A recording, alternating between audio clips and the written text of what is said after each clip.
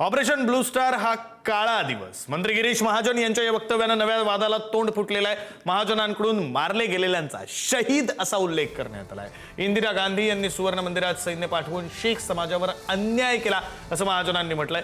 शीख विभाजनवादी जर्नैल सिंग भिंद्रनवालेचं उदात्तीकरण करणाऱ्या कार्यक्रमाला राज्य सरकारचे प्रतिनिधी म्हणून उपस्थित राहणारे महाजन हे भाजपचे पहिले मंत्री ठरले. ऑपरेशन ब्लू स्टारची तुलना थेट अहमद शाह अब्दालीच्या आक्रमणाशी करण्यात आली. 1984च्या शीख विरोधी दंगलींवरून महाजनांनी काँग्रेसवर निशाणा साधलाय.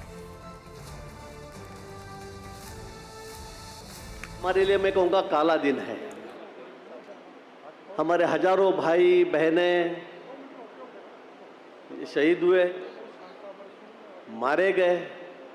हमारे पवित्र धर्मस्थल पर सेना का आक्रमण हुआ. मैं यही कहूँगा, इंदिरा जी ने जबरदस्ती उन्हें पंजाब में घुसाया, हमारे पवित्र धर्मस्थल पर घुसाया और उसके बाद में इतनी बुरी तरह हमारे लोगों के कत्ल हुए.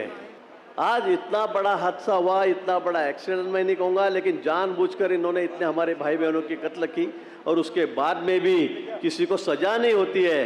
ये मुझे लगता है ये तो बहुत सोचने वाली बात है, शर्म की बात है. तुम्ही सामान्य जनतेला विचारा, इंदिरा गांधीच्या बलिदानावर तुम्ही शंका घेता?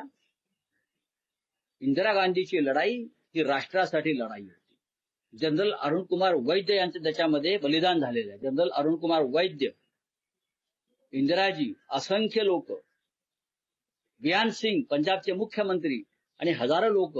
तुम्ही या विषयावर जेएफ रिबोरो यांचं मत घ्या, ज्यांनी हा दहशतवाद तिकडला मोडून काढण्यासाठी फार मोठं योगदान दिलं. आणि तुम्ही तो काळा दिवस म्हणता, लाज नाही वाटत तुम्हाला? यांची जीव हसडून बाहेर काढली पाहिजे.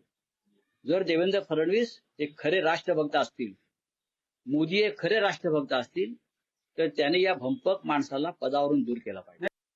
कोण काय म्हणतात त्यावेळची परिस्थिती जी होती देशामध्ये आणि जो निर्णय त्यावेळेस घेतला गेला इंदिराजींच्या काळात, तो निर्णय जर झाला नसता तर कदाचित भारताचे 2 तुकडे झालेले बघायला मिळाले.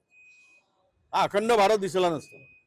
ज्यांचा अभ्यास नाही, ज्यांना काही बोलायचे त्यांचा यावर माहिती नाही, अशा पद्धतीने लोक टिप्पणी करत असतात. पण त्यावेळेस स्वतःच्या जीवाची पर्वा न करता त्यावेळेस त्या जे तिकडे तयारी केलेली होती, आणि तो ठीक आहे, तो ऑपरेशन थोडा मोठ्या प्रमाणात झाला, पण जी तयारी त्यावेळेस झालेली होती ती तयारी पाहता त्या कारवाईची आवश्यकता होती.